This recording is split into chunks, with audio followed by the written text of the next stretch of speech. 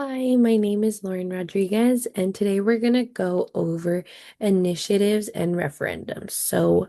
First, what is an initiative? Initiative is the process to create legislation by the people or the citizens of the state and to get that policy slash legislation on a ballot. A referendum is the process that allows citizens to veto or repeal an existing legislation. So let's go over how both processes start. So for initiatives, they kind of vary state by state. So the qualifications will kind of depend on what state you live in. However, it's supposed to follow this generic process. So, first, a group of citizens sign a preliminary petition with a state official. Then the state official will review the petition in regards to the Constitution. Once the state official approves it, that's when the official will prepare a title and a summary that will be presented on a ballot that the citizens can go collect signatures on. So once the group of citizens gather the signatures, that is when the state official will review it and make sure that they got the correct amount of signatures that they need to show on the ballot. Um, as for the referendum process, it's slightly different. So there's two types of referendums. There's a mandatory and an optional. So the mandatory does not require a petition where the citizens will sign off on. This is usually used to ratify amendments.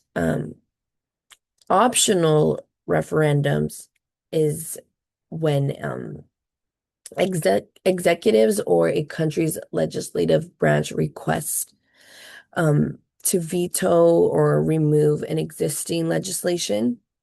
Once that's approved, then they will present it to the public, and that's when they vote to remove or keep the legislation. So it's kind of the same as an initiative where the citizens will vote on to remove it or keep it, but it starts within the government.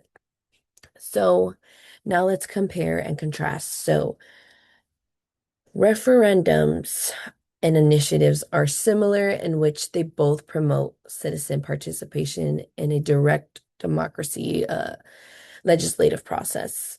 Um, However, like I previously mentioned, they differ in where they originate. So initiatives start with the citizens. The citizens usually group together, and that's when they decide to approach the state or the government. However, with referendums, it originates with the government, and that's when they present it to the people for approval. So let's go over the pros and cons of the referendums and initiatives. So, one referendum pro is it exercises direct democracy, allowing citizens to reshape outdated legislation. Um, so, this legislation was created hundreds of years ago, so it's very crucial to get citizen input because it can be extremely outdated and not relevant to this day and age.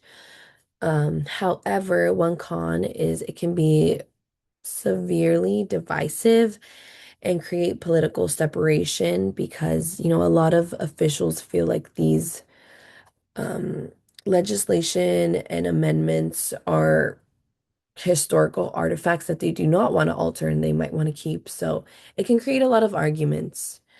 As for initiatives, one pro is it allows people to create legislation and policies that are relevant to their population. So I believe nobody is going to know a state more than the citizens. So it is so essential that these citizens are going and voicing their opinions and what needs to be mandated in their state. One con is it can lead to poorly drafted laws and legislation because they are not experienced in drafting any type of policy.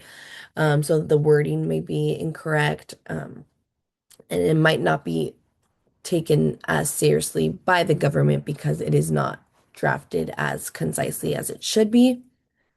So that is one con for the initiative. Um, Lastly, initiatives and referendums support the idea of a direct democracy as stated in the Arizona Constitution because they rely heavily on citizen input and involvement, um, rather than just solely relying on the government and elected representatives to create policies. Um, they really rely on citizens to just put their input on what the state will need and what needs to be changed.